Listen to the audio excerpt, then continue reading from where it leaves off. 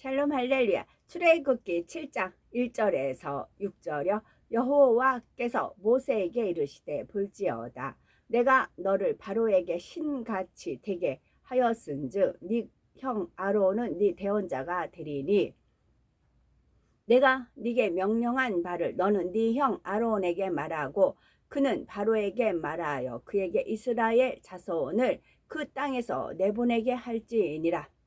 내가 바로의 마음을 완악하게 하고 내 표징과 내 이적을 애굽 땅에서 많이 행할 것이나 바로가 너희의 말을 듣지 아니할 터인즉 내가 내 손을 애굽에 뻗쳐 여러 큰 심판을 내리고 내 군대 내 백성 이스라엘 자손을 그 땅에서 인도하여 낼지라.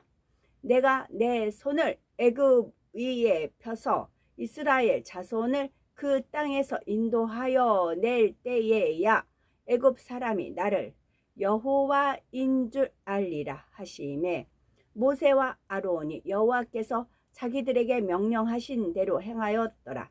그들이 말할 때에 모세는 80세였고 아론은 83세였더라.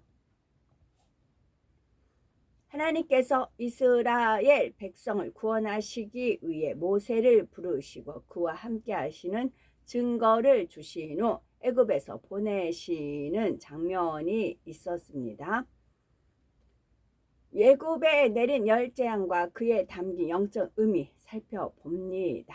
모세는 애굽 왕 바로에게 가서 이스라엘 백성이 하나님을 섬길 수 있도록 그들을 출애굽시켜야 했는데 이는 육적으로 보면 결코 불가능한 일이었습니다.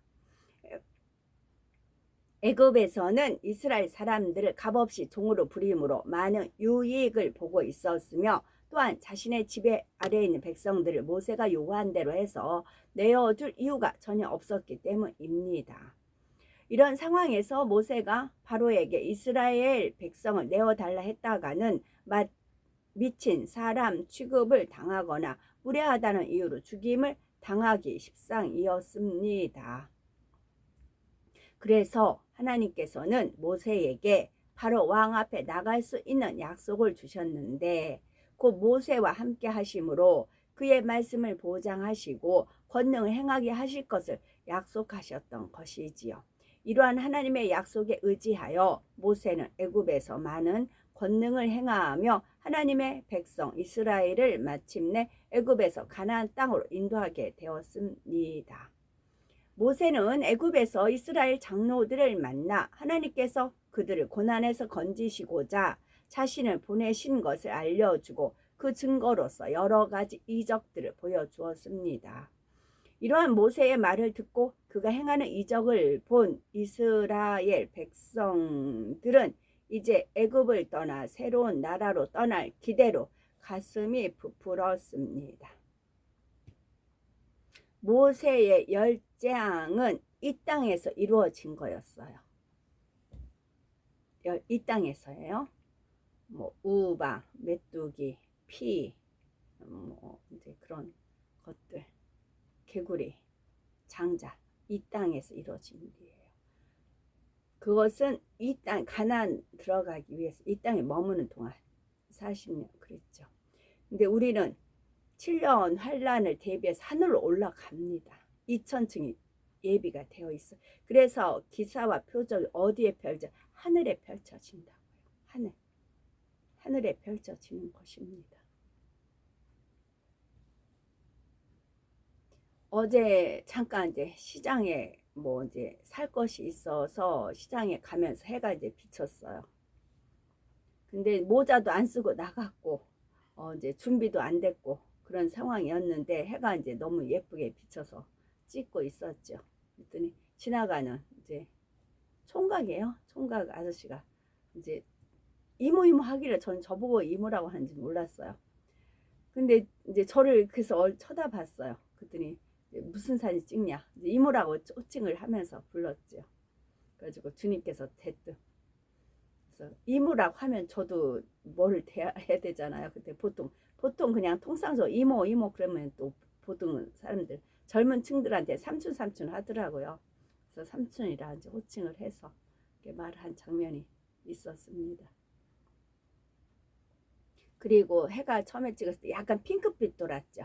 핑크성, 핑크빛 돌 수도 있고 보랏빛 돌 수도 있고 그렇습니다. 그래서 이때 모세가 이스라엘 백성 출애굽시키기 위해서 이 땅에 일어난 재앙을 기사와 표적을 보여준 겁니다. 우리는 이 땅에 머물지 않아요. 우리는 올라가야 됩니다. 올라가야 하기 때문에 하늘에 펼치신다고요. 기사와 표적을 하늘에다가 펼치신다. 구름으로 해로 해서 펼치시는 겁니다. 그래서 제가 주님께서 어제는 너무 아까웠어요. 어제는 그 진짜 용의 띠 있잖아요. 그렇게 예쁜 띠도 비행기 지나간 자리 아니었습니다. 그런 것도 엄청나게 막 펼치신 겁니다. 나갔더니 너무 아까운 거예요. 이걸 담아야 되는데. 근데 저희 주택가는 너무 전선이 얼기설기 있어가지고 그래요. 너무 안타까웠어요. 그래서 모자 쓰고 나올 걸 그랬지요. 모자네요.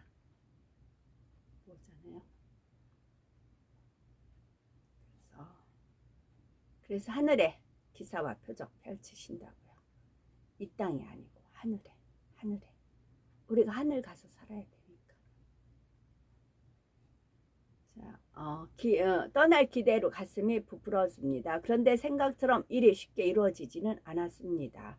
모세와 아론이 바로에게 가서 하나님의 명을 전하고 이스라엘 백성을 놓아달라 요구하자 바로는 오히려 백성들의 노역을 더 힘들게 했던 것입니다. 이에 백성들은 크게 실망하고 오히려 모세를 원망하기까지 했지요.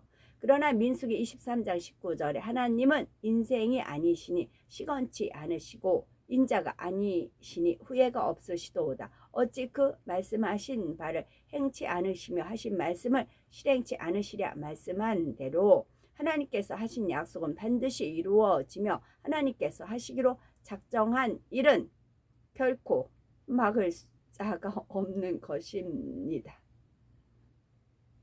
하나님의 약속을 들었고 모세를 통해 나타난 증거들을 보았던 이스라엘 백성들은 끝까지 믿음을 지켜야 했지만 이들의 믿음은 하나님에 대해 아는 것이 거의 없는 오늘날로 말하면 교회의 첫걸음을 디딘 초신자 정도의 믿음이었습니다. 이런 믿음의 수준을 아시는 하나님께서도 백성들을 탓하지 않으시고 모세를 통해 하나님의 역사를 나타내기 시작하셨는데 이것이 바로 애굽의 열재앙입니다. 성경을 보면 처음에는 재앙들이 아주 작은 것으로부터 시작이 됩니다. 작은 재앙들을 당하고도 회개하지 않으면 점점 더 재앙이 커지다가 결국은 죽음에까지 이르는 것입니다. 맨 처음 재앙은 피의 재앙으로 모세가 손을 펴니 온 애굽의 하수가 피로 변하여 물속에 고기가 죽고 온 나라 안에 악취가 진동하며 애굽 사람들은 마실 물을 얻기 위해 급히 우물을 파야 했지요. 그러나 애굽의 술사들도 물을 피로 변하게 하는 것을 본 바로는 마음을 강팍히 하여 모세를 듣지 않으므로 애굽에는 두 번째 재앙이 임하게 되었습니다. 모세의 말대로 하천에서 수많은 개구리 떼가 올라와 거리마다 가득할 뿐 아니라 집집마다 방안, 침대 속과 부엌의 음식 그릇 안에까지 넘쳐나게 되었지요. 마침내 바로는 모세를 불러 개구리 떼를 없애주면 이스라엘 백성들을 보내겠다고 약속하지만 일단 고난을 모면하고 나자 다시 마음이 변합니다. 우리가 주 예수 그리스도의 보혈의 피로 제사함을 받습니다. 그런데 나중에 성령 시작을 하다 육체로 끝나는 그런 우리도 주여 한 자마다 천국에 다 들어가는 것이 아니고 그런 말씀들이 있는 것은 주님의 보혈의 피가 응고가 돼버렸어요. 마음이 냉랭한 자가 돼버렸어요. 마음이 온 마음을 다해 따뜻한 마음, 온화한 마음, 순수한 마음 그런 마음을 늘 가져야 되는데 마음이 차가워진 겁니다. 그러니까 이 피가 응고가 돼서 죽은 피가 되었어요. 생명이 있는 피가 아니고 피가 흘러야 되는데 죽은 피가 됐어요. 그 예수님의 비록 처음에 예수님 영접을 했다고 해도 그 이제 죽은 피가 되니까 생명이 없는 것이고 그 다음에 개구리가 나오죠. 그러면 저쪽 이제 어디죠? 제이로 시작하는 거기에 그 많은 사람들이 막 성령 나타나 막 그러잖아요. 그럼 그들 방언 기도하면 깨굴 그래요. 진짜 깨구리들이 막 깨굴 하는 거 있죠. 듣기 싫은 그런 깨구리 소리가 나와요. 그래서 개구리 하늘샘을 사령탑을 해서 거기서 쭉쭉쭉 거기서 기운들을 받거든요. 깨구리들이에요. 깨굴 가증스러운 동물 중에 하나죠. 그래서 금은방 같은 데도 지나가 보면 금 덩어리를 깨구리 형상으로 만들어 가지고 이렇게 금 덩어리들이 놓고 파는 것을 볼 수가 있더라고요. 깨굴 그래서 이제 피 그다음에 개구리 그렇게 되는 것입니다. 세 번째로 아론이 모세의 지팡이를 들어 땅에 티끌을 치는 이 티끌이 변하여 다 이가 되었고 수많은 이가 사람과 생축에게 기어 올랐지요. 애굽의 술사들이 이 일을 따라해 보고자 했지만 자신들은 할 수가 없었습니다. 그 전에 물을 피로 변하게 하거나 개구리를 물에서 끌어내는 일들은 술사들도 어느 술사를 거꾸로 하면 사술이에요. 사술을 씁니다. 술사들도 어느 정도 흉내낼 수 있었지만 땅의 티끌을 생명체인 이름